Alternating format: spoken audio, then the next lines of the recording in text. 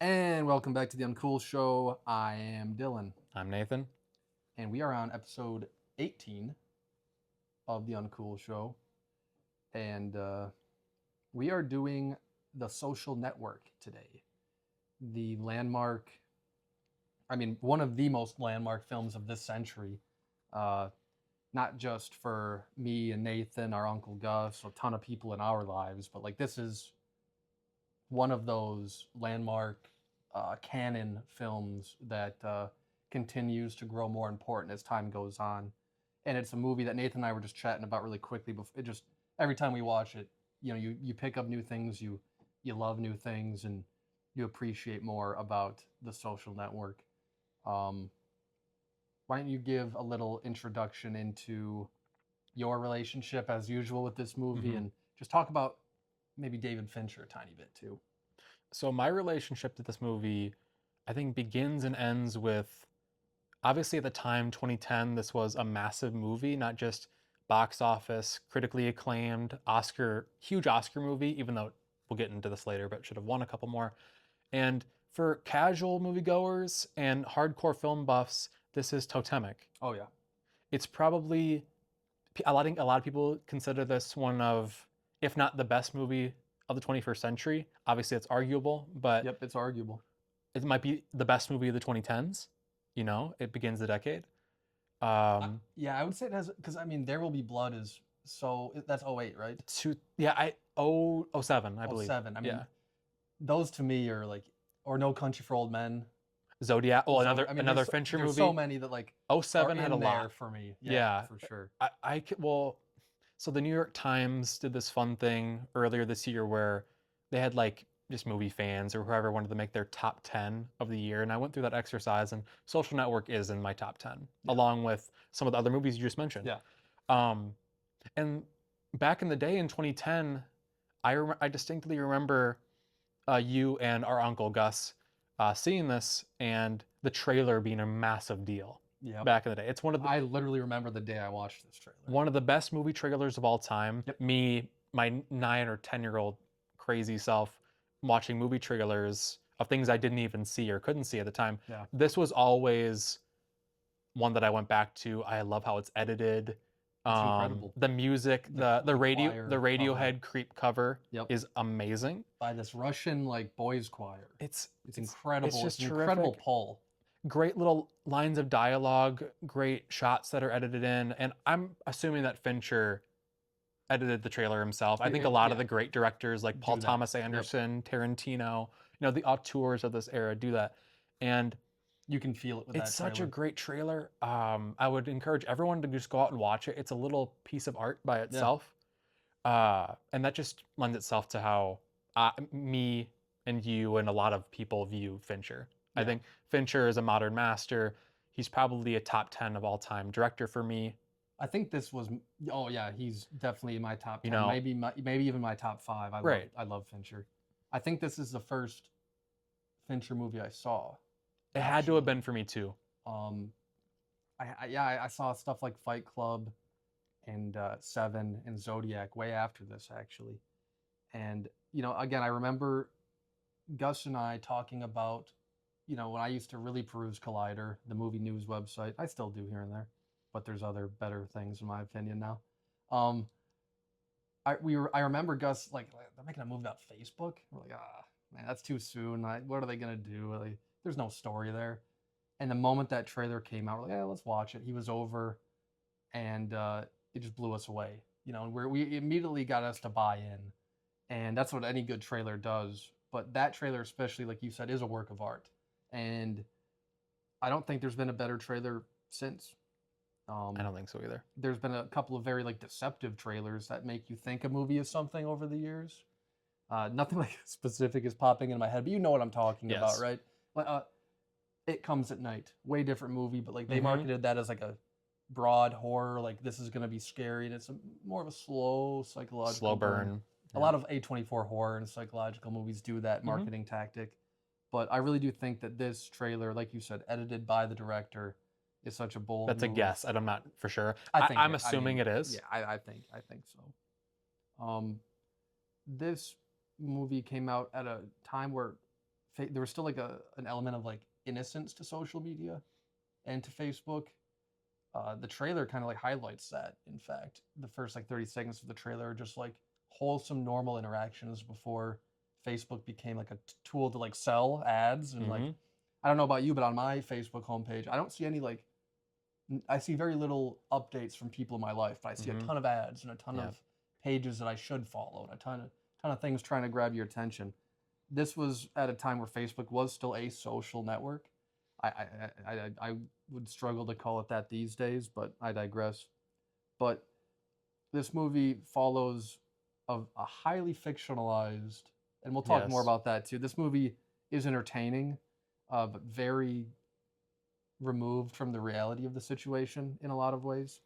But this movie follows Mark Zuckerberg, the billionaire that we all have come to know and love or hate, as he gets the idea for the Facebook at Harvard U. Why don't you talk a little bit about the opening scene as we start to roll into this a little bit? I think the opening scene is one of the best sequences of the movie. One, and two, completely throws us into Zuckerberg's psyche Yeah. and Jesse Eisenberg's very strange, very mannered and nervy performance of Mark, and we'll get into Eisenberg's Very performance later. obsessive compulsive, very like It's just it evolves into this fight between boyfriend and girlfriend. Zuckerberg and Rooney Mara's character, I'm already forgetting her name, Erica Albright. Erica. And the conversation is just evolving into Mark putting Erica down and making her feel less than. Yep. Because he's going to Harvard, she's going to Boston University, and there is a little bit of, entitlement. There's a lot of entitlement in the Zuckerberg character already. Like in this first scene, you're introduced to Pretty that. much in all of these characters. And in this opening sequence, you're introduced to how this movie is going to play out in its dialogue. Yeah. This is Sorkin at his best 100%. and at his most like creative and snappy, I would say. And the opening sequence is it definitely highlights that, and it gets you, much like the trailer, it draws you in right away. Even though it's just two people sitting at a table having a beer, it that level of eloquence and level of screenwriting that he just brings is, again, so far this is where he peaked. Yes. He still has a lot more work to give, and we'll see what he does. But I mean, this film and again this opening sequence is a masterclass, both in terms of writing and acting from Rooney and from Jesse. This was my first introduction to Rooney Mara, I believe. Mine too. She's also she's in Youth in Revolt. Is she? Oh, I forgot about that. She's Portia Doubleday's The roommate at college. So I guess that.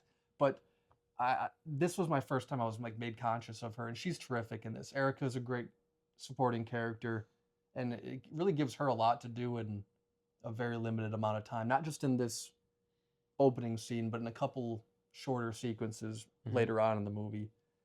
But this scene kind of hinges on a breakup.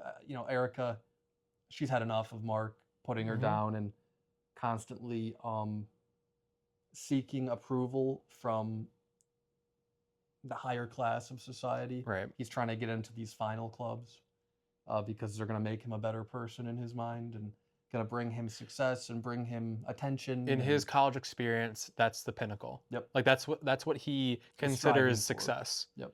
And Erica just wants a normal relationship with the guy. Yeah. And obviously, in that first sequence, you see that Mark is not able to have a normal relationship with anybody. With anybody, 100%.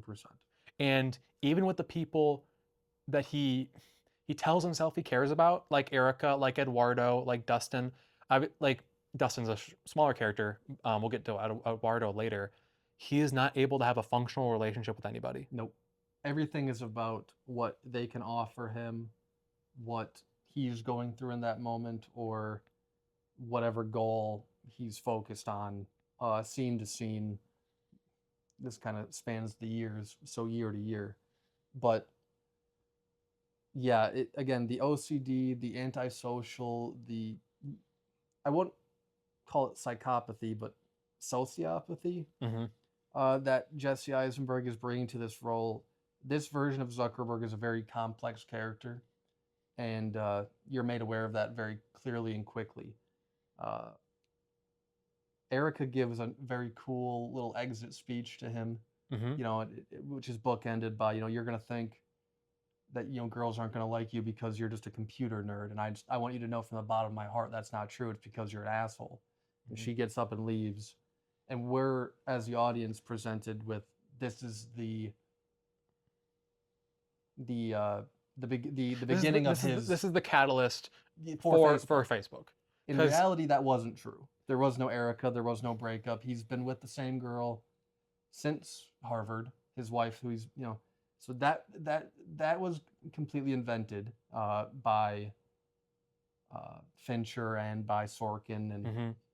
it works really well in this film. It presents Extremely well. Zuckerberg as more of a not incel, but close to that type of energy. That's the energy I was thinking about when rewatching this. He's very much no ability to emotionally regulate. Well, no ability to emotionally connect. And that's where that sociopathy comes in. And from that breakup, in which Erica is completely correct to be leaving, he turns that into this delusional need for revenge in a weird way. He starts drinking at his dorm room after this great sequence where he's walking home from the bar, which is just shot masterfully by Jeff Cronenberg. One thing I wanted to talk about with that, something just to read into that sequence a little bit. Yeah, the title, like the opening credit sequence. Yep.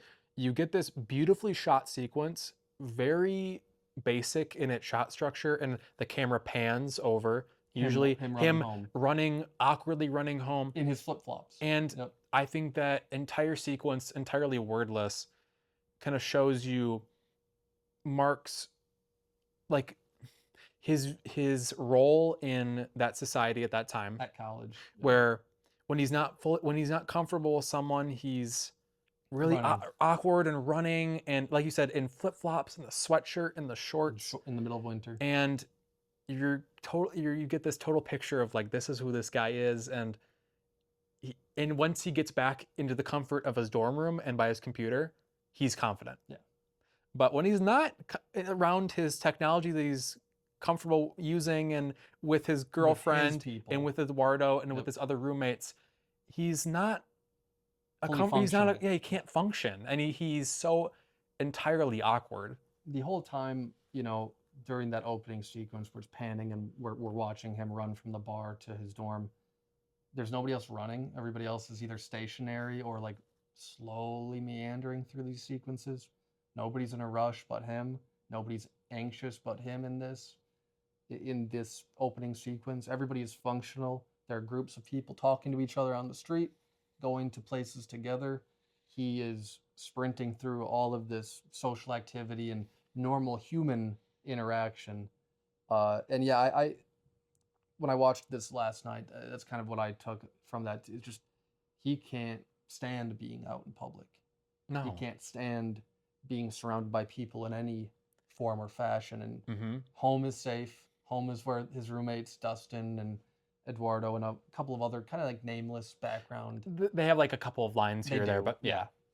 And he immediately gets to his dorm, and like you said, he finds his comfort zone. He cracks a beer, and he starts blogging about how Erica is a bitch, and he makes cracks about her family, her social status, her body, and then gets the idea to start comparing female undergrads as he says it, as you would farm animals almost. So while he's drunk, he is simultaneously blogging and coding a new website in which he is hacking every Harvard Facebook that he can. At this time, a Facebook was just like an online directory for Harvard students. That's where he took the name from. And so you get this great sequence with, again, more score from Trent Reznor and Atticus Ross, which we haven't touched on. Their score is just dynamite. It's a dynamite score that like still people are trying to like replicate. It's kind of become like the norm for electronic scores for the past decade and a half. They've really made their mark. And yeah, he's coding, and you're getting this track. I believe it's in motion, and you're also getting the entire sequence with every other like functional person at this college They're partying and living like it up. and living it up and I being think social. it's an image of the final clubs. Yes. You know, those Elite. those societies within Harvard Yep. that are bustling and they're active, and that's another great dichotomy. Oh You know, my you gosh. have Mark sitting on his computer, kind of creating the future of the world. Yep. You know, future of the modern world landscape as we see it, with the creation, the beginning of him thinking about social media Yep. and that role that it's playing at Harvard at the time. And you get him sitting at his computer talking through like mindless coding information that is not interesting to the audience. And then you flash back, or you cut back to, you know, the party sequences. And at that It's time, all those crazy people's parties. whoever's at the parties, that's their success. Yep. And Mark aspires to that, but Mark is unknowingly creating what we now know as social media. And I think that's a really interesting sequence. And I love how it's edited and shot. And depending on how you look at it, they're both exciting sequences in their own right. 100%. Because I mean, again, while you have Mark coding and blogging about Erica, you also have all of his roommates like doing weird things in the background. You have Joseph Mazzello, who plays Dustin Moskowitz, doing his weird thing. He's drinking in the background. There's another roommate doing like Shark Week bits in the background and doing Australian accents. And they're waiting for Eduardo to come so he can give Mark the formula that he uses to like rank chess players so that they can continue to rank women. Again, it masterfully it goes deeper into his psyche. Like 99.9% of people who were broken up with wouldn't go about it the way that Mark Zuckerberg, this fictionalized version, yeah, let's get that this straight. fictionalized version of Mark Zuckerberg would. And he goes on this, like I said, a revenge tear in which he eventually crashes the Harvard network and, gets the attention of the board, but also gets the attention of, you could call them our antagonists, but it's such a... It's depending on the point of view. I think everyone in this movie can at one time be an antagonist besides Eduardo. Eduardo's the innocent. But this website, Face Mash, gets the attention of the Winklevoss twins, played by... Army Hammer, and also Josh Pence. He deserves, his due. He did he did the stand-in work for the other twin, whatever sequences they're in. Yep. And then they digitally put Army onto him. And we're also introduced to Divya Narendra, played by Max Minghella. These are, like you said, these are the elite of Harvard. These guys are already in the finals clubs. They're a member of the Porcellian, which like Teddy Roosevelt was a member of. The movie makes that a fact. These are the most popular kids in Harvard. These are future Olympians. These are everything that Mark wants to be. There's even that line where Erica makes a joke about guys, she likes guys who row crew. And he's like, I can't do that, I'm tiny. And then he meets these guys who are big and buff, and the standard of like male fitness and male machismo. And that makes Mark even that more insecure, because these people who are in these clubs, like, it's a little tiny in joke, but yeah, mentioning the guys who row crew in the beginning sequence, that's probably another like sort of slight that I'm sure Mark thinks about when, like, I'm not gonna go with these guys, Because Erica, like, these are the, like you said, these are the guys, high society of Harvard. They come from means. They're in these clubs. They have the attention in their athletic department. Like, they are the gold standard Harvard students. Yep. And Mark is a coder who gets their attention, and I'm sure he likes the attention for a minute, but then eventually it's brought up the idea of Facebook itself. And it's also, there's that little interaction with Divya where, he's like, Mark has to go to like student services and he has to do these hearings. Women's groups on campuses are coming at him. And Divya tries to offer him an olive branch, and he's like, women's groups are ready to announce a fatwa, like a holy war. He's like, you've been taken in the newspapers. This could help rehabilitate your image, and that's kind of where you see right in his eyes. He goes from like being a normal person to like a cat, Mhm. like when a cat focuses in on their prey, and he gets a little slanty eye. Oh, you would do that for me, huh? Mhm. He agrees to help them, and then immediately goes to work on the Facebook. These young men are working on something called Harvard Connect, Mhm. which is the same exact idea as Facebook, It's not the same name. just not the same name. And in reality, this is part of the true aspect of this. Mark did agree to help these people in real life. He claimed there's no intellectual property that he stole in real life. There's no code, but he did steal the whole idea, and he got away with it, and he gets away with it here. But we'll get into that. These three, Cameron Winklevoss, Tyler Winklevoss, and Divya, we're kind of like getting just as much as their journey through this as you are with Mark and Eduardo. Mhm.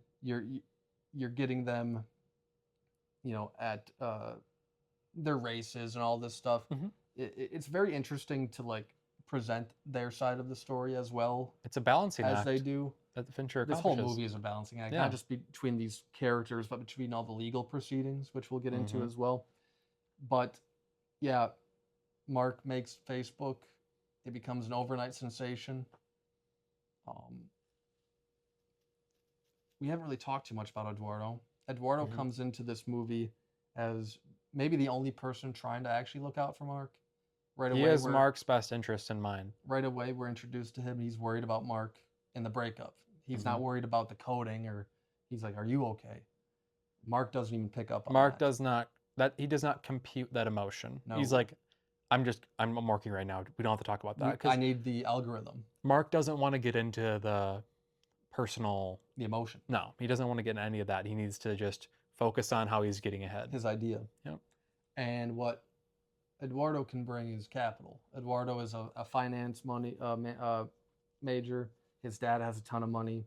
The movie tells you that the real Eduardo made a ton of money betting on oil futures over the summer as a college student. So that's why Mark is going to Eduardo. It's not because he wants to start something with his friend. It's because this friend happens to have a lot Has of something money. that he needs. Yep. Eduardo, played by Andrew Garfield. Again, this is my first introduction to Andrew Garfield. A lot of these characters, a lot of these actors, it's my first introduction to a lot of them. Garfield is incredible in this movie. He's just as incredible as Eisenberg, in my opinion. At the time, I was very upset he didn't get nominated for Best Supporting Actor. I still feel that way.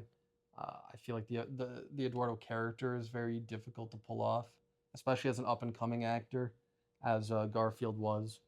But whenever I watch this movie, it's so cool to see Garfield like at the beginning of his journey. This guy has gone on to become a multiple time Oscar nominee, and hopefully one day he'll be a winner. One of my favorite actors. He's terrific. Mhm. And the dynamic between the sociopathy of Mark and the well-intentioned, albeit naive, characterization of Eduardo is just such a cool dichotomy, and it just works wonders in this movie. Why don't you talk a little bit about that? Garfield plays this with such empathy. You feel Eduardo's empathy towards Mark. And Mark doesn't like that. Mark doesn't want to feel below Eduardo. But in the beginning of this film, just in status and obviously financially, he is below Eduardo, if you're looking at it, if you like to look at it that superficially. And Eduardo, unlike Mark, has been punched by the Phoenix. He's getting into a club. He is going to get into a And there are club. multiple instances in the script and moments that Eduardo pays attention to or hears, and then the audience is noticing of Mark throwing these little slights saying, "Oh, it's okay if you don't get into this club. Like, don't worry about it. It's just a diversity. It's just a diversity thing. It's just a diversity thing. You don't have anything to worry about. Like, you'll be fine without the club. Don't worry if you don't get any further. Yeah, Just because Mark is not getting into these clubs, and he's jealous, which is jealousy is a big theme in this movie, especially Mark towards Eduardo. Eduardo has the book smarts that Mark has, maybe not to the same level. I do think Zuckerberg, both in real life and in this movie, is presented to be a very intelligent genius or borderline genius level guy. But he doesn't have any of the social skills that Eduardo has, and that's why Eduardo is getting invited to things. He's getting invited to parties. He's getting punched. He's He's cool. Eduardo's cool. cool. Eduardo's cool. People want to hang out with Eduardo. You see him, you can tell he respects himself. He dresses well. He carries himself well. When they're at the Jewish fraternity party, he's surrounded by the boys, and the boys love Eduardo, and they're all drinking together. And he dances over to Mark, and he's a fun, normal guy. Yeah, he's rich beyond belief, and he's spoiled beyond belief, and he's entitled beyond belief, just like every character at Harvard, pretty much. But he's a good dude, and that warmth is exuded from Garfield in this movie. I feel like this is probably one of his warmer characters. I think so too. Until he has to, not be warm later in the movie. Rightfully so. Yeah, right. The legal proceedings that happen in this movie. Why don't you talk a little bit about these weaving narratives a little bit and like how they tie things together?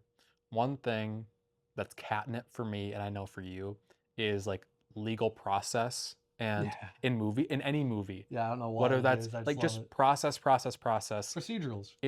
It's maybe my favorite aspect of film. Like I think I look at my favorite movies, and a lot of them contain this aspect. I know that's what we love about Zodiac. All the President's Men. I love it in Moneyball, another Sorkin script. Just getting down to the nitty gritty, and within all of the legal jargon and dialogue. I mean, Fincher. Does he edit? Who is the editor of this film? I'm not entirely sure. I don't know off the top of my head. Oh my gosh, the editing in these sequences, not only within the sequences themselves, but also like flashing forward and in the narrative and back. Because lots of balance. In one legal proceeding, you have Eduardo suing Mark.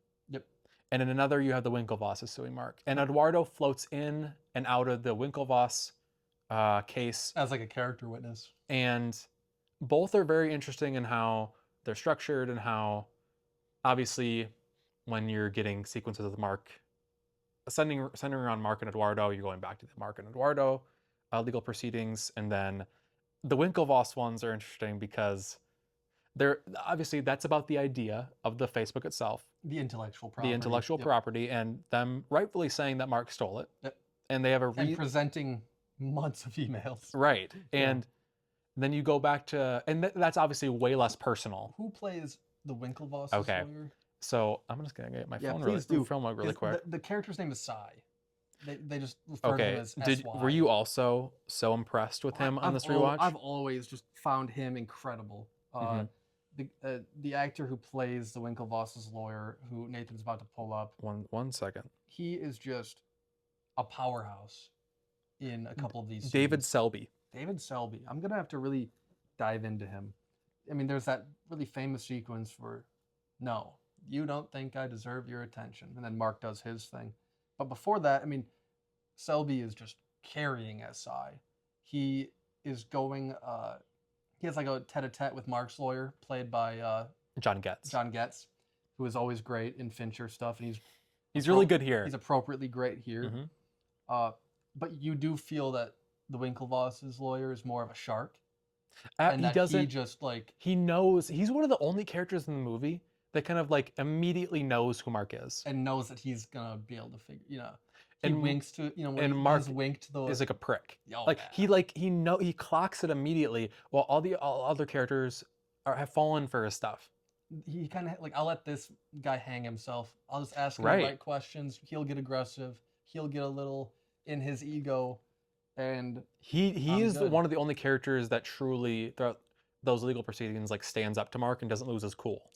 Because the Winklevosses do, and he tells the Winklevosses to shut up. Like, let me take care of this. You don't have to butt in, because like this guy just knows Mark, and he's so confident. And Sorkin has a blast writing the adults in the room. For sure. We'll get to Larry Summers. That's maybe my favorite sequence in the movie. But he gets that these adults in the room are looking at these 20-year-olds and going, wow, what a fickle game they're playing. But let me play it for you. I'm going to play it because I'm having fun just interacting with all these kids who are very entitled, successful, but entitled. And like you said, that great sequence where Mark is kind of just loses attention and is looking towards the window. It's raining outside. And Gage, the lawyer, is going, you don't like you said, you don't think I deserve your full attention. And everybody on their side of the table like scoots forward. The Winklevoss twins and Divya, because they're like just as confused with this alien as anybody else is, even though they're suing him. No Like, normal there's, like, person this- would do do that. that, and they're fascinated by him, even though they hate him. And obviously, in that sequence, Gage is baiting him. Oh, He's yeah, like, masterfully. And Mark fires back in a very intelligent way. He's saying, I have a legal obligation to tell the truth here. Yeah. This is not verbatim, but no, you do not deserve my attention. You deserve the minimum amount of my attention. My attention belongs back to the offices of Facebook, where my colleagues and I are doing things that no nobody one, in this room, no one in your clients, aka the Winklevosses, are capable of doing. creatively or he says like creatively or Something. intellectually capable of doing. That's And then what it after is. all that, did I adequately answer your condescending question? And Yep. Gage takes it in and then winks He just winks at, at the clients because, yes, Mark is showing his utmost intelligence, but he's also showing. that he's scary. Yeah. In terms of how he can shut off emotions Immediately. Yeah. And I don't know. Well, you see it in his lawyer and in Rashida Jones, who is in this film, Mhm. playing a counsel to his lawyer. The moment he gets done with that rant, his lawyer settles back in his chair, looks really uncomfortable. She looks straight down because there's no defending that in a court of law. You know, even if you're in the wrong legally, if you behave with decorum, there's a shot that your lawyers can make some magic happen, right? In real life and in movies, but like Mark refuses to play the game. They lose that edge that they Yeah. have in the courtroom. Yep. And likely adding to the amount of money that Mark is going to have to pay off the Winklevosses, because he comes off as like a worm. Yeah. Versus, like you said, Gage, the lawyer, is the shark. You know, he can see right through Mark, and he's centering all of his attention on him and trying to get him to slip up in those interactions. Yep. But long story short, those legal proceedings are probably my favorite sequences in the whole movie. I love that process-driven dialogue. Yeah. And like I said before, Sorkin, you can just see, like, you could just feel him so excited by these sequences. And obviously, Sorkin has a background in law. He went to law school, law student. A lot of his movies are centered around either process or the law. You know, A Few Good Men is a big example. Yep. This. There's the Chicago 7. There's some aspects in Moneyball Yep. and in Steve Jobs, you know, where it contains a lot of just this process dialogue The that jargon. we as an audience don't completely understand, and maybe he doesn't either, but he makes us feel like we do. Yep. Which is really important. And he does it without like hitting you over the head with it. Mm-hmm. This is what this term means, audience. It's just there's a masterful balancing act of giving you the right amount of information, and you can figure out the rest out yourself, or you can infer the rest, but we're moving. Like context clues. Like Yeah. we're picking up on the context of the Yep. situations, even if we have no idea what that world looks like. In the other legal proceeding with Eduardo suing Mark for $600 million, that's where you get a lot of like the actual plot is driven. Yes. It's a lot of Eduardo's lawyer asking Eduardo about the past, and then that scene plays out. Mhm. So you get a lot of their ascent into Facebook right before they incorporate, right before Mark goes to California, and right before they meet Sean Parker, Mm-hmm. played by Justin Timberlake in a really surprising turn. We're introduced to Sean Parker as he's sleeping with an undergrad, Dakota Johnson. Dakota Johnson. Again, another actress who this was a lot of people's first introduction to her, if not the first. It doesn't present Sean as a bad guy for sleeping with this undergrad. You see him, the movie presents him as like right away a very cool, confident, like Lothario. Lothario, like this yeah. ladies' man who, well, it does show his penchant for sleeping and dating younger women, which is yes. a thing that comes back at the very end in a very sure. meaningful way. For sure. Condemning that character. Yep. But yeah, it shows, I think it shows Sean's, desire to be kind of back in that world, back in that, Yeah. in college and High being around the society cool kids. Yeah. And I think he partying. aspires. I think he obviously lost out on that due to his His legal Napster battles. background. Yep. And I don't know. He's like you said, he's cool, calm, and collected, never frazzled until the very end. Until he isn't, yeah. And yeah, he eventually hears about Facebook from the student Amy, Well, who he goes on her computer while she's taking a right, shower, and he's like, "Who? What?" He's like, "What is this?" Yeah, And tells her, "There's a snake in There's a here, snake in Amy." here, He's trying to Amy. get her out. yeah, that's a great sequence. And then I she could have gotten tangled in the thing and died. I could have slipped and died. Yeah. But then like a shark, But or like he sees blood in the water. Much like the Winklevoss's lawyer, like he has an eye for talent and Yes. an eye for like, oh, this is going to be something. It might not be the $1 billion thing that he tries to sell them, but which it did turn into, of course. But he knows right away, I need to find you, Mark Zuckerberg. Mhm. And then these two worlds kind of collide in a very meaningful way, in which, Eduardo and Mark are at this point. Yeah, Mark is still a weirdo, but you can tell they're in it together. They're going to these lectures, the Bill Gates lecture where they meet Brenda Song and her roommate and start a relationship with them. They start to plot, moving on to new schools and, really taking this thing worldwide. And that's when Sean Parker comes into their orbit. This dinner scene with Sean Parker is one of my favorite scenes. I know it's one of yours too. We're introduced. This is only our second time seeing Sean, so you see him sleeping with a college student. You're not really sure how old Sean is, but he's older than her. He's older by her, by quite a bit. And then somehow they get in contact, and they have this dinner in which becomes, as the movie calls it, the Sean Parker Variety Hour. And it's set up by the legal proceedings sequence with Eduardo saying, you could just read it on his face how this interaction did not go well. Yeah. And he was very put off by Sean. Yep. And you see that throughout. Eduardo is basically like, he's trying to sell ads for the company. Yeah, and he's trying to get money for the company. But before Sean steps into the restaurant, Mark is very excited and nervous. Yep. This is a person that Mark is like, this is like an aspirational, like, if I could be like this cool guy, innovator Yep. online, I've accomplished something. And Sean Parker at that time was very infamous for Napster. Napster had been sued by, as this movie calls it, anybody who had been to the Grammys. Napster was a huge thing and a huge story. I can see Napster getting a cool Sorkin-esque movie down the line. Sean Parker is an interesting character.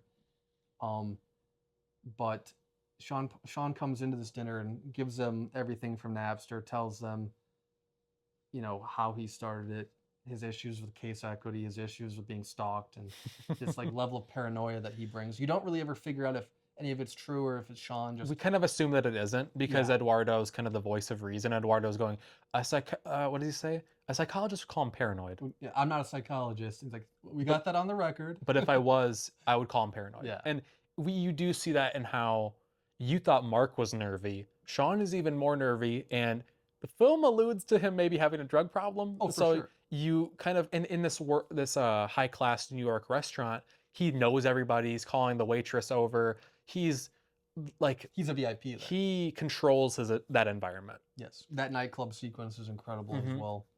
Again, Sean Parker, as he comes in the movie about midway through, and for about 45 minutes, he's just commanding the screen. It is by far the best Justin Timberlake performance. Easily. It feels like a role he was born to play. Not just with, his superstardom and the music scene and everything he ascended through and went through, I'm sure, in the 90s and early 2000s. It really does feel suiting that a superstar plays somebody who views themselves that way, even if they're not. Which is partly probably why he was cast in the first place. I didn't even think about that. That that makes sense. Delusional confidence.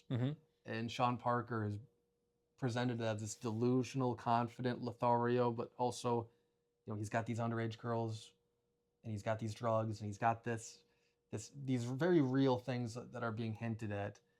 After this dinner, Eduardo makes it clear that from that moment, he had Mark. Yep. There was no going back from that. He pretty much tells Mark, drop the from Facebook and move to Palo Alto. Come out to California. That's where you need to be. And and Mark does it immediately, pretty much. and Eduardo makes a point that was his one addition. That was Sean's one, like, just drop the, keep the It's Facebook. cleaner. Yeah, and that's the one thing that Mark got from that interview. That was like used later on.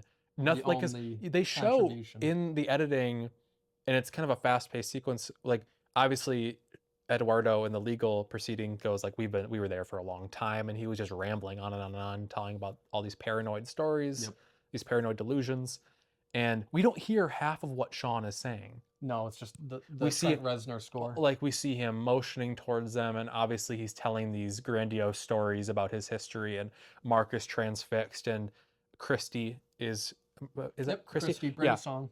Is transfixed, and you can just see the look on Eduardo. Eduardo's tired of it. He's like, okay. He's not even pretending to like be polite to Sean. Mm-hmm. He was done within 2 minutes of meeting Sean. And it's sad. Cool. It's sad that begins the degradation of Mark and Eduardo's relationship. They immediately had that conversation in the taxi. Do you want to end the party at 9? Say, I'm trying to pay for the party. You know, again, at this point in the movie makes this clear through legal proceedings. Eduardo's $20,000, which Mark adds up sarcastically, is the only money that's been put into the company. The company. So he should have every right to be voicing these concerns, but Mark doesn't have any respect for Eduardo or the money. Mark's just probably like, you got to listen to the brains of the operation. Like, let me figure it out. I know you're important in your own way with providing the necessarily financial, resources into this company, but I'm really in charge because I have the higher ownership. Yep. And from that point, Mark has a little tryout for a couple new coders that they were going to bring up to California, and that really kind of like fun sequence where they're all drinking in like this Harvard computer lab. Mm-hmm. You have Joseph Mazzello doing his weird dancing, and he's running all over that scene, filling drinks for the coders and just being weird. And again, Eduardo gives another like envelope of cash to him, trying to be a team player. He's like, will this get you through the summer out there? Paying for their rent, paying for everything. Mark doesn't even say thank you, just takes it, walks away to like find the new coders, and that's kind of it. They go out to California. Eduardo goes out to New York to try to get ad buyers, and from that point, all hell kind of breaks loose. In that fun sequence, the boys are they're ziplining off the chimney, like off on the roof, into their pool, and they break the chimney. And they get a knock on the door, and it's Sean. At this point, you're under the impression that they haven't talked since this dinner, which could have been 6 months ago, 4, whatever. They had to finish out the semester, so there was a while. And Sean is magically at their door, and he sniffs opportunity, invites him out to drinks. And at the end of that sequence that we hinted at with the nightclub, and Sean gives his whole parable about the Victoria's Secret model and Roy Raymond, the founder of Victoria's Secret, who in real life did commit suicide. He gives this incredible spiel and this incredible story that if Mark had any doubt of who this guy was before, he's completely in now. And he has one drink. I think you should definitely move in with us. And Sean gets this like, it's like when the Grinch has like his weird smile in the cartoon. The Cheshire Cat. You know what grin. I mean? Yeah. And he's like, more shots. Like this is the final hook, line, and sinker. I'm in. That's the final moment. And then he moves into the house, and it completely takes over. He's delegating, like when you see Dustin coding when Eduardo gets there later. Dustin's like, "Oh, Eduardo!" He's like, "Shut up, get back to work. Keep going back to work. Keep coding." Like, okay. And he immediately takes over. In the midst of this all, he's also bringing in these young women who are on drugs. They're smoking. They're smoking pot and they're drinking, playing video games, and that's happening in the midst of a professional company environment. Yes. Yeah. And once again, Eduardo sees right through Sean. And how old are these girls?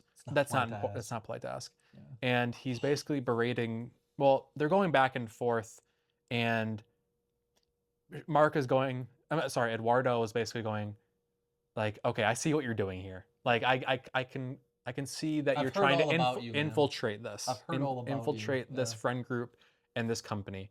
And while on the flip side, Sean's going, you're advertising hookups aren't going anywhere, buddy. Like, Nope. you're not doing anything in New I York. just got a meeting with Peter Thiel. So they're trying to one up each other.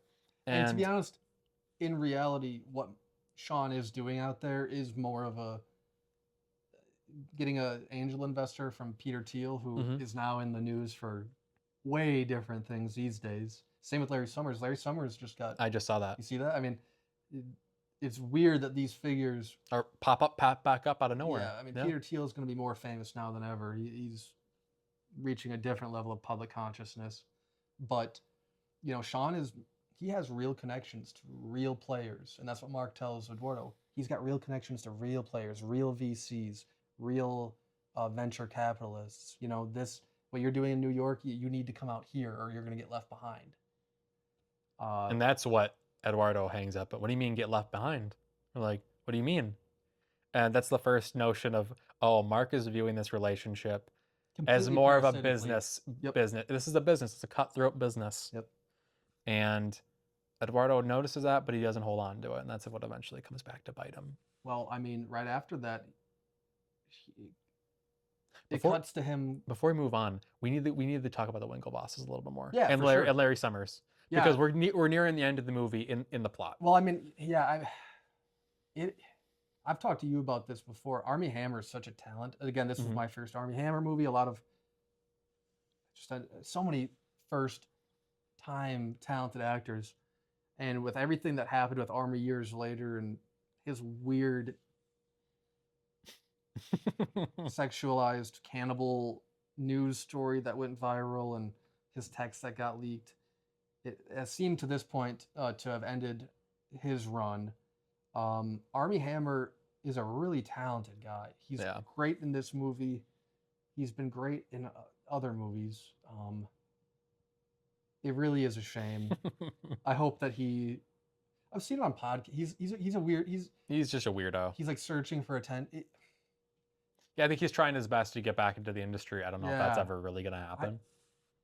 I bet it will. If people like Kevin Spacey and Shia, people, not that Shia has done things as bad as, I mean, not that I should play that game. It's all relative. But like, if these people can get back into it, and there's been a ton of other people in Hollywood that have done much worse things that have been swept under the rug, I'm sure Armie will have another moment.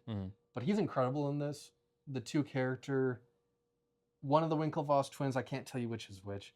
One of them is a little more aggressive and like, screw these nerds, let's fight them. I'm a jock. And the other twin is a little more thoughtful and reserved, and we're gentlemen of Harvard, where you don't sue people. He's level-minded. Yeah. And then Divya's kind of in the middle. Yep. Yeah, talk about the Winklevosses then, because I would have completely. That's why, because we need to talk about Larry Summers, and obviously they play a big role in the narrative because it's more of a secondary piece of the narrative, but it is important nonetheless. Yep. So after we talked about the sequence where they talk about all the emails that were going back and forth, and Mark flaking continually on the Winklevosses. Week after week. And eventually, Divya, in this great sequence where they're in like a music hall at Harvard, taking this a cappella concert. Yeah. And he's with his girlfriend, and she's on the Facebook, as it was. 7 people just spam me this link. And he looks at it, and you could just see like he goes white. Yeah. And he leaves. He goes right to the Winklevosses who are practicing their rowing, and says he stole our website. It's been live for 36 hours. From then on, between the editing of the legal proceedings, it's like a ramp up of them talking about how they're going to go about him stealing their idea.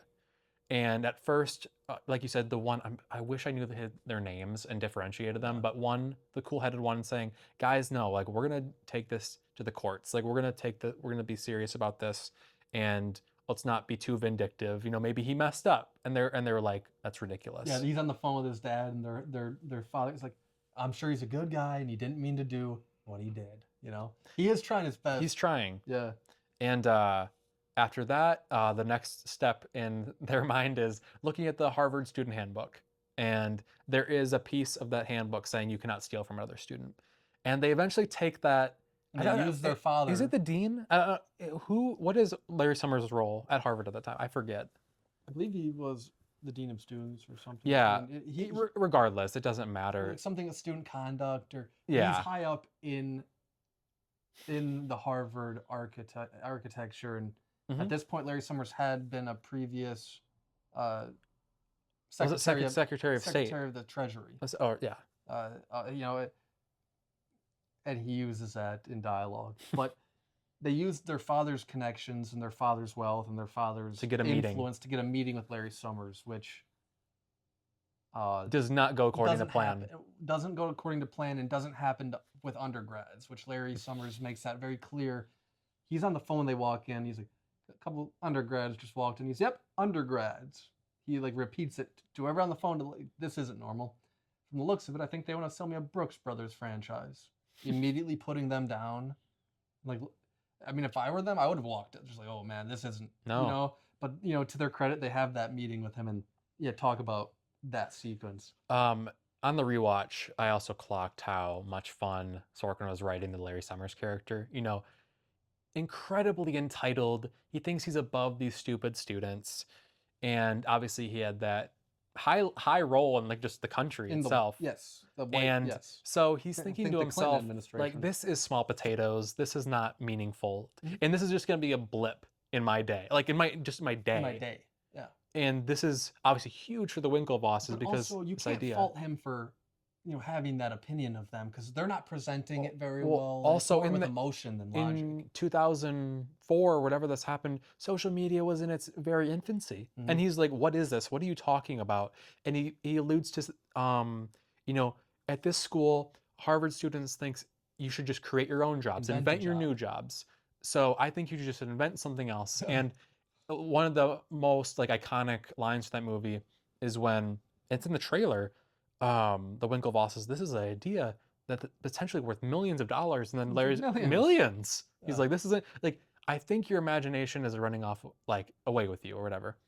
And you know, but going back to Sorkin, like he just writes him so well, and he's constantly putting down the students, and the Winklevosses are getting more and more annoyed, and they're becoming a little bit more entitled, and they're talking about their father. And Larry Summers, there's also a secretary taking notes in the meeting. He's like, whatever her name is, how did they get this meeting? Their father. And she like has a real tone too. She's like, friends of their father, you know?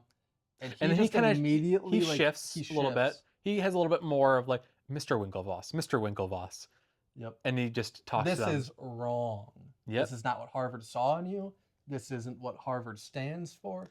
You don't get special treatment. It almost feels as if he's almost about to say to them, like, I'm gonna tell on you guys, like to your daddy. Don't bring this kind of stuff to me. To me. Yeah. Like, you guys are of means, like this is so small in terms of the bigger picture of you guys' lives. And he tells them the courts are always at your disposal. Which is what they do. And that's how he gets them to leave, really. It's like, this is not a Harvard Thank issue. God they listened to him, because that's what ends up getting them their huge settlement. Yeah.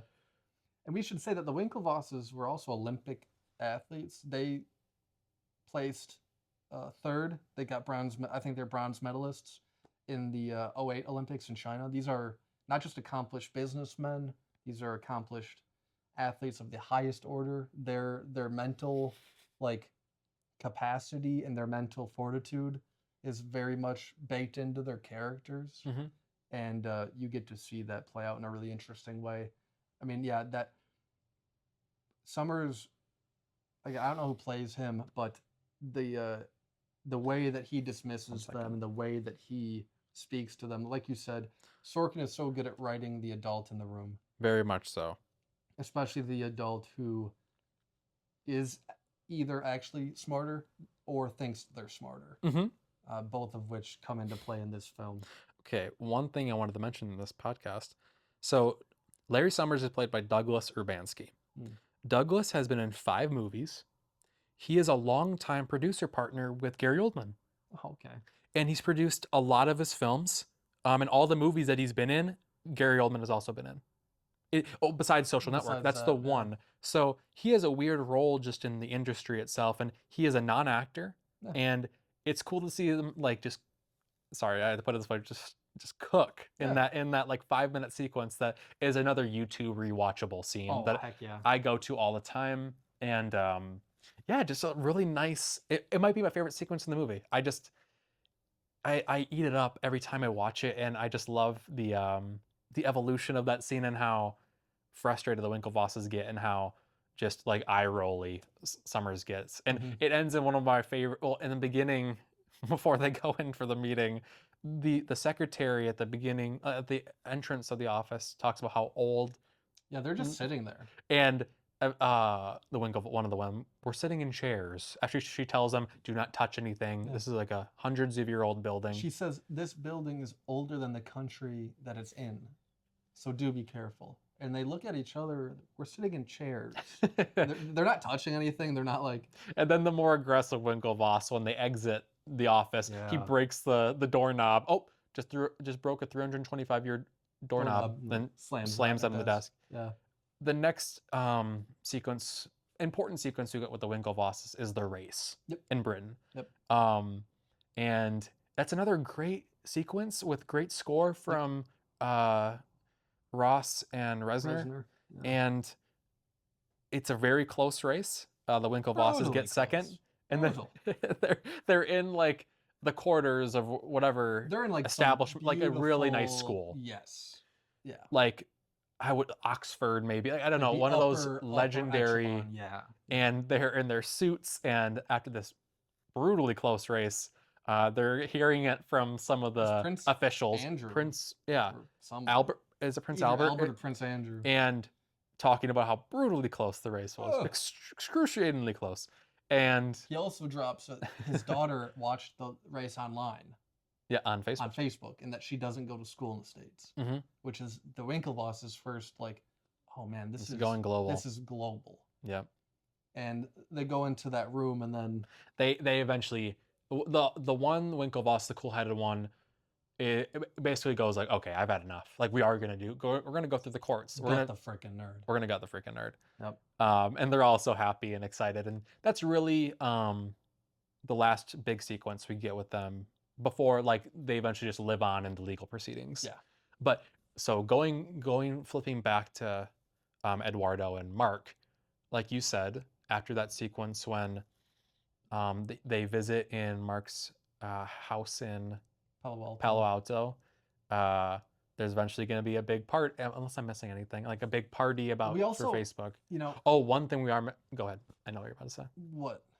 Well, Eduardo sees all this stuff, and coming back, he freezes the company's account. Yep. Which does get the attention of Mark and Sean, and that, Peter Thiel, and whoever is in Peter Thiel's office. the relationship is getting more frayed. Yep. And Mark calls Eduardo saying, like, why would you do this? You almost destroyed the company and what we have. But then Everything. and Eduardo's been very working on. apologetic and goes, I'm sorry. Like it was childish. Like I'm sorry for doing that. But I needed to get your attention. But then to one up Eduardo and his financial commitment to the company, Mark goes into the Thiel investment. Yep. Saying like he gave us like a $500 million investment, Angel investment.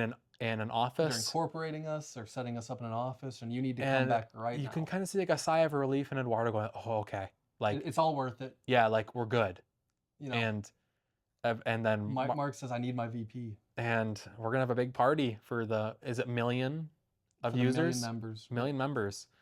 And we have paperwork we need you to sign. and they bring back Yeah. Eduardo, and it is a brutal ending for Eduardo. You know, Eduardo comes back to the office, signs these papers, thinking that these people are his lawyers. He makes a point to say that in the legal proceeding in that sequence. He also tells these guys that Mark doesn't care about money and he needs to be protected. And they're like, they oh, bo- sure. They Yeah. both look at each other really quickly, and they just keep going. you Yep. know? They probably feel bad for doing this in a Oh, way, Oh yeah, but they're just it's part of the game though. figureheads Yep. for Mark and Sean. And like Eduardo admits it in one of the hearings. He never read it. You know, he I thought, should have had my lawyers look I over should have this. had my lawyers look over this, but I thought these people were my lawyers. That he could trust Mark. Yep, that he could trust Mark, and Mark would never put lawyers in front of him that would, this is just, That would mislead him in any way. Eduardo thinks it's just a formality. And the guy is like, would you like to use my pen? As he signs his own death certificate, essentially. And so it cuts back to the present day where Eduardo's staring out the window catatonically, and he's like, my dad won't even talk to me, and He's he's embarrassed about how it all ended up, and even though he's going to make all this money from the lawsuit, the fictionalized version of Eduardo is still very whether it's months or years later, still very taken by this. And he turns to Mark and he's like, "I was your only friend. You only had one friend." And that's kind of the last interaction we have with them. You get that one more flashback where Eduardo's telling the last story to the lawyers. He's like, I didn't know whether to dress for the party or for a meeting, so I dressed for both. And he walks into the office. Nobody's partying. Everybody's working. Yeah. He's already clocking it. Is kind of weird. These same lawyers call him into another office and they ask him to sign more papers, in which Eduardo's like, I thought they were joking at first until I started reading. And then you get maybe the most iconic scene in the movie. It is. It's also become legendary just because of how many times Fincher filmed takes of this. It was like 68 laptops or something, or 68 takes. Something unbelievable. Just unbelievable. But, this whole time, the first time I'd seen it, I'd been completely blown away by Andrew.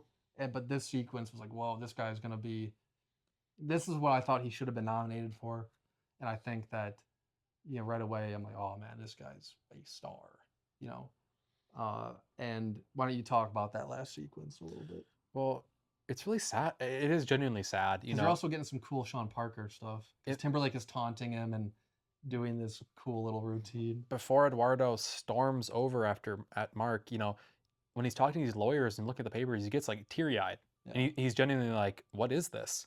And he's genuinely concerned about obviously his relationship within the company and with Mark.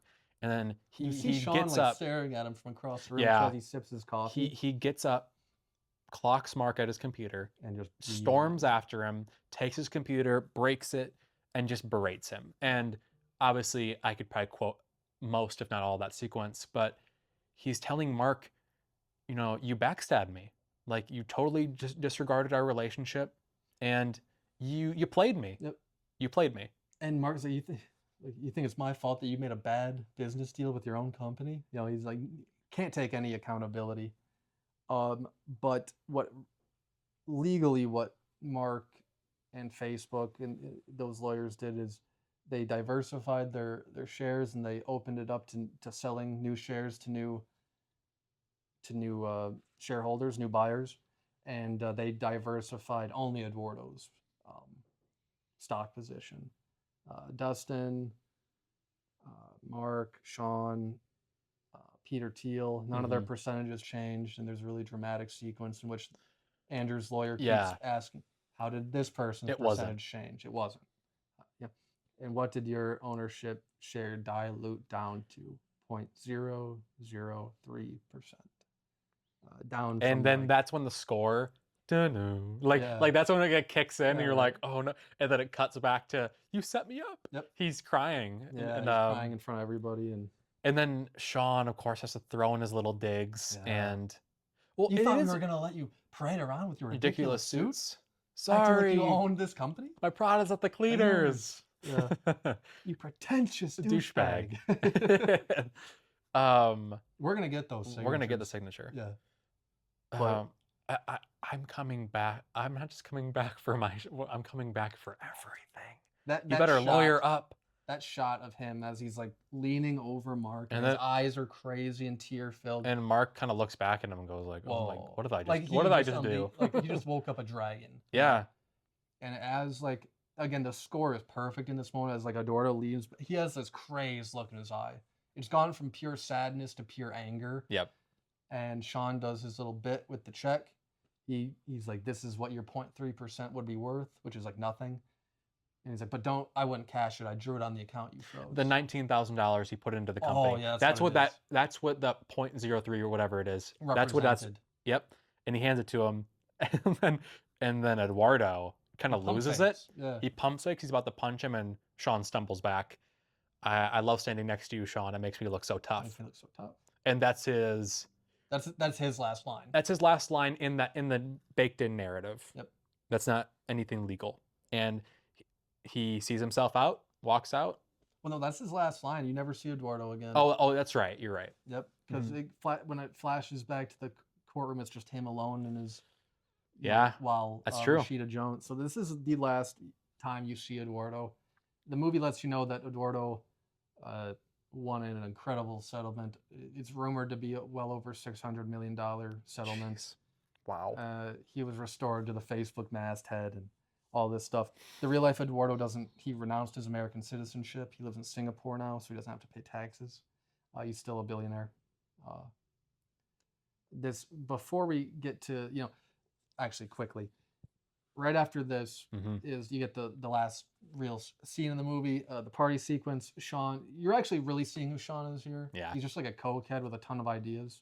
He's doing coke in this party with girls and a young man played by Caleb Landry Jones. Crazily enough. Yeah. Who is an incredible actor in my opinion. Me too. And you really see he's just like a kind of like a douchebag who does coke Very and much so. talks all the time. Creepy for being around all these young people.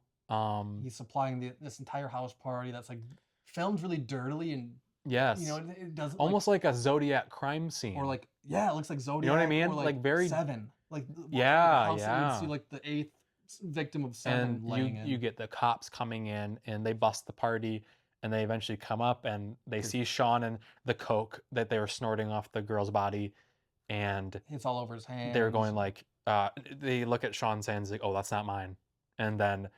Yeah, they asked for age.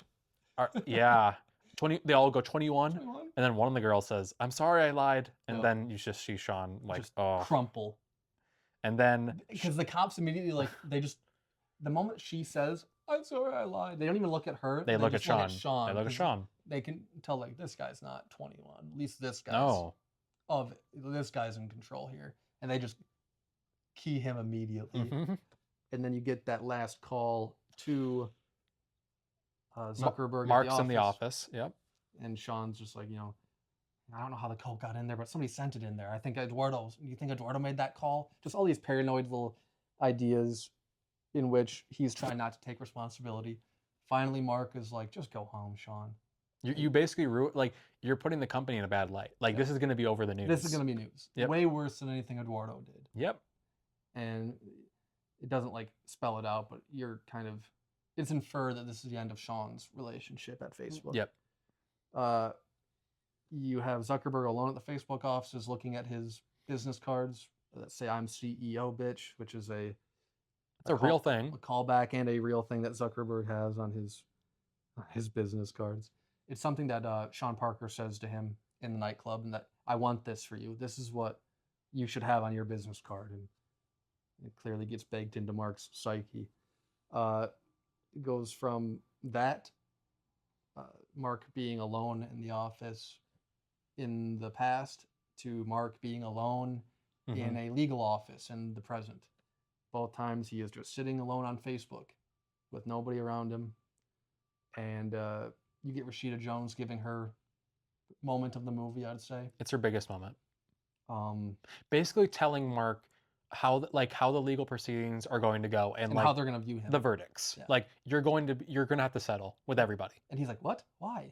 Like, because you're not likable. And she pretty much she goes through how if she were the leading counsel, how she would get an actual jury to view Mark. Yep. And all the tactics that she'd use, and you can see him realizing like, oh, you're right. Yep. But he's brilliant, but he's at a complete blind spot to that the whole movie until she points it out and he's like, oh, yeah, I do look kind of like a jerk. You're gonna she's basically like, you're gonna have to lose, and him realizing that. Yeah. But then she says it very succinctly. It's a speeding ticket.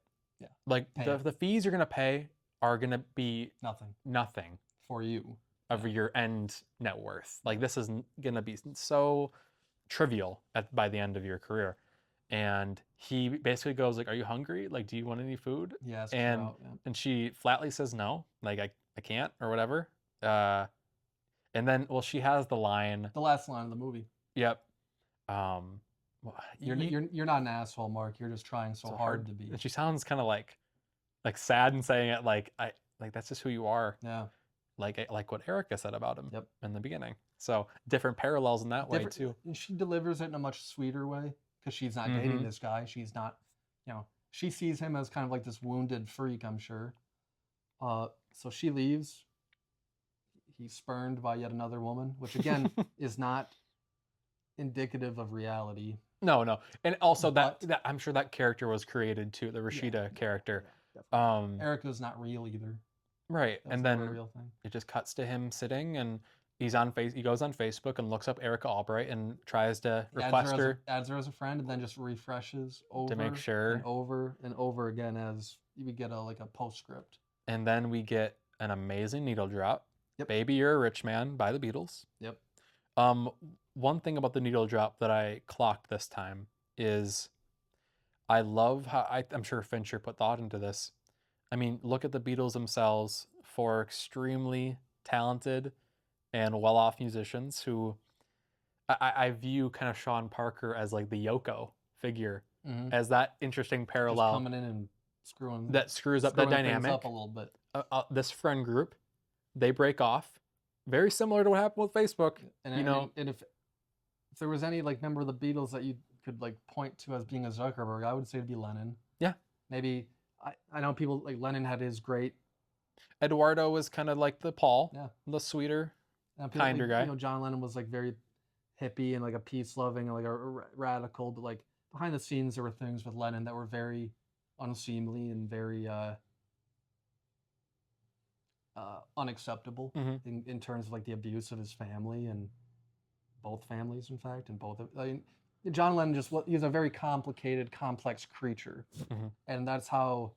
This is a Beatles song sung by Lennon. It's not a McCartney song. It's not a Harrison song. It's not a Ringo song. It's a Lennon song about being rich and about that wealth being pretty much all you need. How does it feel to be one of the beautiful people? How does it feel to be that rich as this man is sitting alone, refreshing Facebook? So Mark got to where he wanted to go. He's reached ultimate success. Yep. But then obviously he encounters the fact that he has nobody in his life that truly cares about him. Nobody to share it with. At that point, obviously in this highly fictionalized narrative, yes, and now he's going back to the one person at the very beginning of the movie that actually cared about him at the time, and is trying to reach back. And we know, knowing Erica, knowing how strong of a character she is, she'll never respond or get. And we haven't really talked the Erica Albright character shows up sparingly throughout the movie. There's this great look that she gives that's in the trailer after her roommate shows her in the very beginning of the movie the ranking and also what Mark wrote about her. Yeah. And these two idiot guys. They seem drunk. They must have. Who or have seen the blog post bring out a bra and are saying very mean and insensitive things to Erica. And Erica looks over and Rooney gives one of the best looking cry faces where she just is devastated. Yeah. And obviously, later on in the movie, Mark sees Erica at a bar and tries to interact with her and apologize if she's having none of it. And it's really, it's funny what Sorkin puts in when he's like, Erica is very, go, whatever your video game is, go mess with that. Good luck with your video game. Good luck with your video games. Very dismissive. Yeah. And, but at the end of the movie, she's using his platform.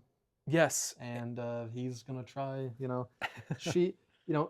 he goes over there to apologize. Well, this is kind of a weird bookend because it's in the middle of the movie, but it ties into the end perfectly. You write your snide bullshit from a dark room because that's what the angry do nowadays. She's like, I was nice to you. Don't torture me for it. And that's one of my favorite lines because it's just no matter what this girl tries to do, he just won't see anything from her perspective. And even at the end of this movie, after losing close to $1 billion through these 2 lawsuits concurrently, he was just, again, that last shot of him just alone in that office is perfect.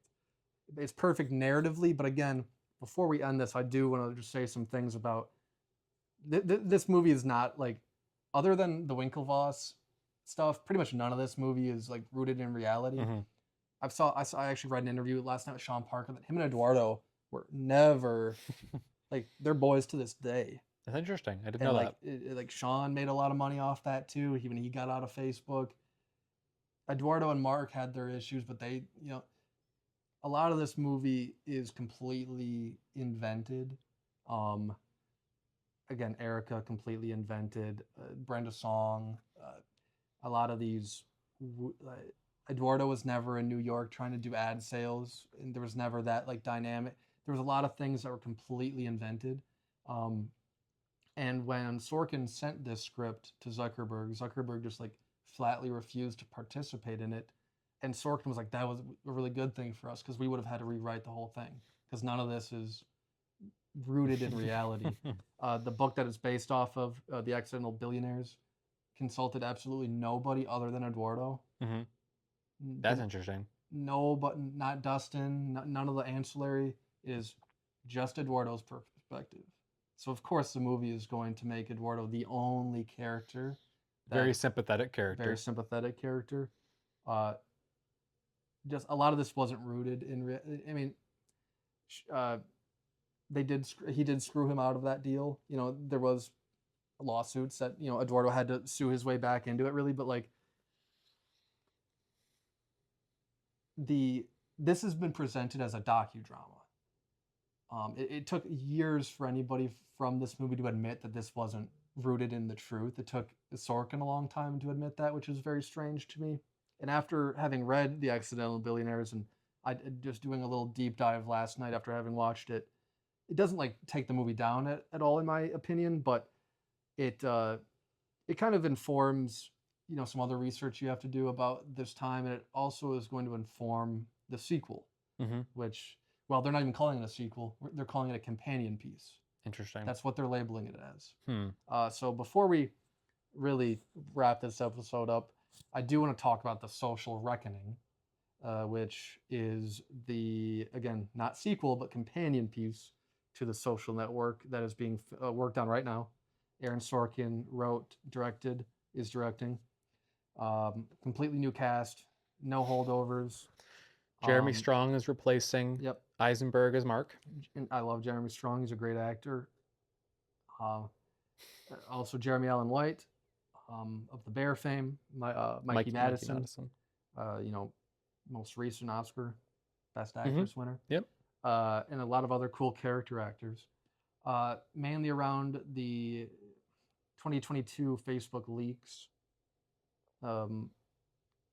Centered around free speech and censorship and the first Trump presidency, and a New York Times reporter, two New York Times reporters will be played by Jeremy Allen and Mikey Madison, who broke this leak and reported on it, and it led to the real Zuckerberg having to go to Congress for hearings.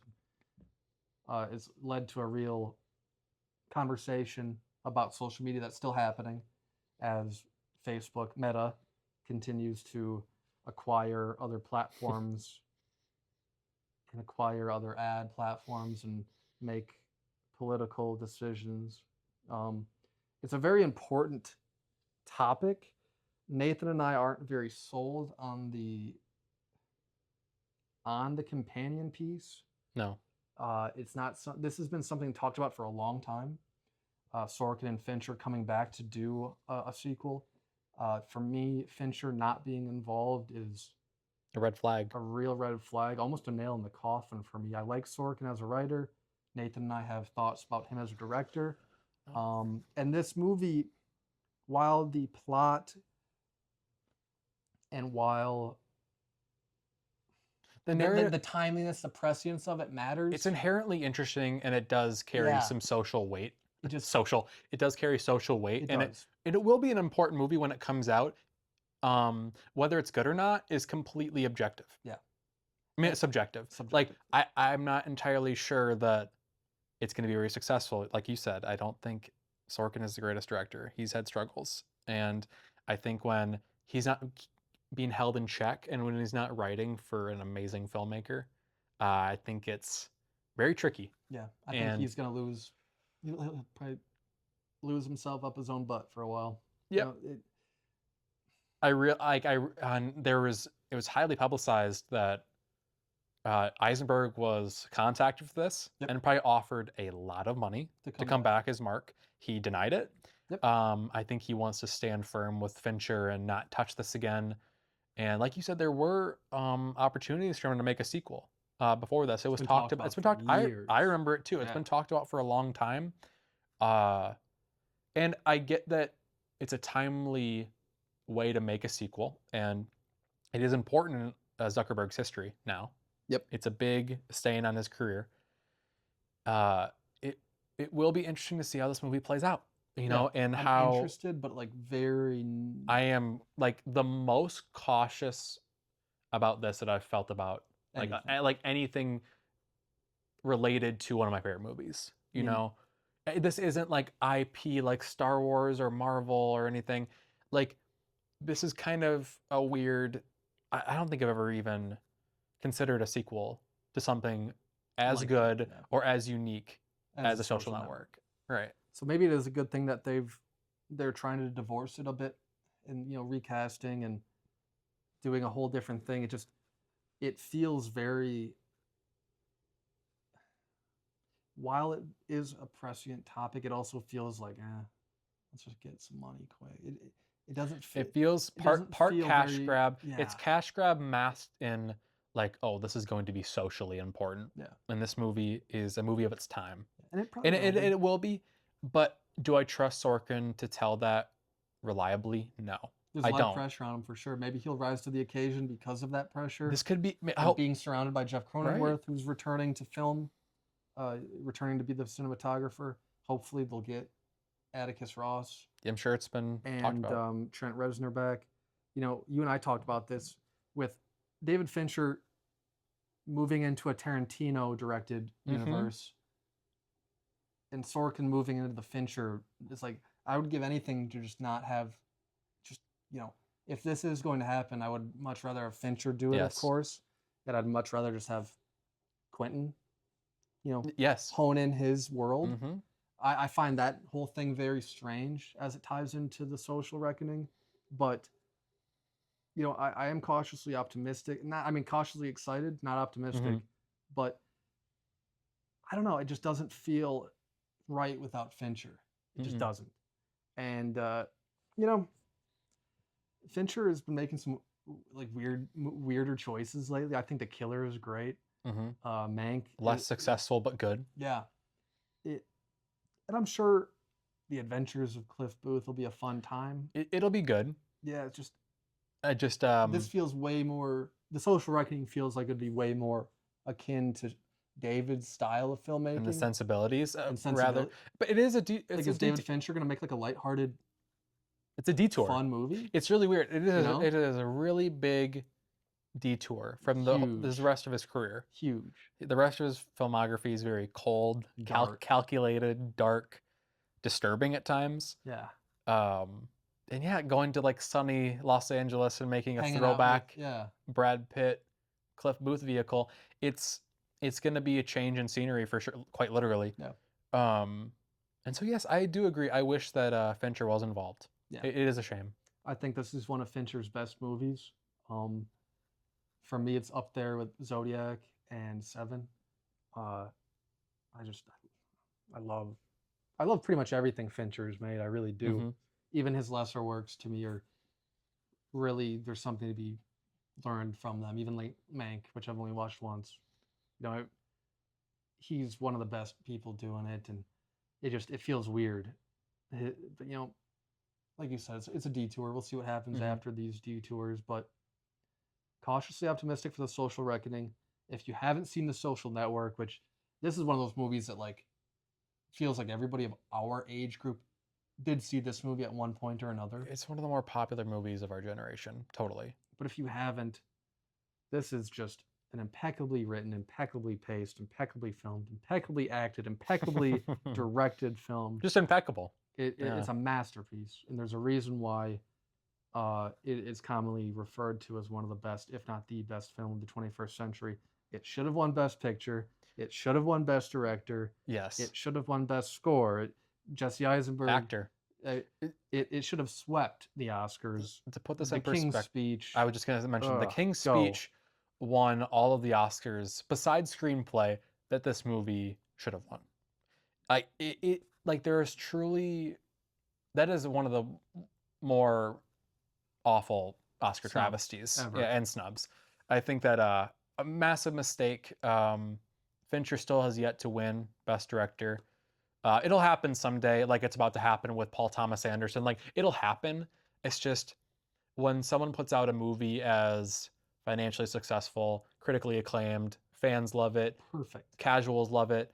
It really is one of the perfect movies, And then to perfect like modern movies. and to like Oh no, disrespect we that. gotta give it to the other really boring, very stale biopic Same about biopic that we've all seen a million times. Oscar bait. It is Oscar bait. That movie. And Social Network is not Oscar bait. No, it's trying to be something and is something wholly unique. Mm-hmm. That again, other movies have been trying to replicate this. These like dark procedural dramas in which there's like Blackberry, which Blackberry does it to a Very good. interesting degree. Mhm. But like people have tried and failed to make The Social Network since this. Nobody cares about the King's Speech a decade later, 2 decades, other than the people who made that movie. Sadly, that movie has no cultural relevance. It didn't back then. It didn't back then. You know, it just Highfalutin, and critics probably felt good about themselves as they voted for the like the Weinstein produced. Yep. And for that to have won best who directed that? Oh my gosh, the same guy who made like Cats and Yeah. Tom something. Yeah. He also did Les Miserables. Like a best director winner, like maybe one of the weakest best director winners of all time. It's just that might be the biggest travesty. Disrespecting. It might be one of the disrespecting Fincher like that after a master class was just shocking. I think it permanently shook my faith in the Academy. Genuinely, like every year now, I'm like, oh, I don't know. Let's see what they do this year. To like, oh, let's give it to Coda this year, a movie nobody saw. Let's give it to Nomadland, a movie nobody cared about. The Oscars always has opportunity to reward movies that are both that fans love and that are financially successful, creative, really bolster the industry and shows the industry what it looks like to make a great movie, as well as something that critics, it's just like beloved. Like for instance, this movie Sinners and One Battle After Another. I hope those movies are recognized. They'll get love. They'll get love. And I think that the Oscars they're a crapshoot. They really are. Year to year, it's completely wild. I'm glad the voting body is getting younger and we're getting more diverse films and more interesting films being nominated.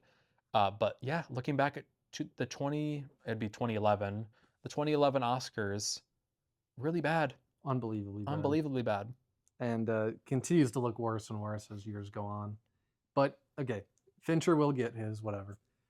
You know, in conclusion, again, The Social Network is just it's a masterpiece. It blends different genres, it blends different sensibilities, it blends an enormous cast of different characters and different character actors. Some for 5 minutes, some for 50 minutes. You know, this movie really, you would think they, you know, shot this for 3 years straight to get it, you know, to get it right.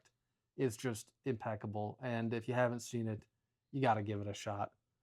But anything else you want to say about The Social Network? No, go see it. It's one of my favorite movies of all time.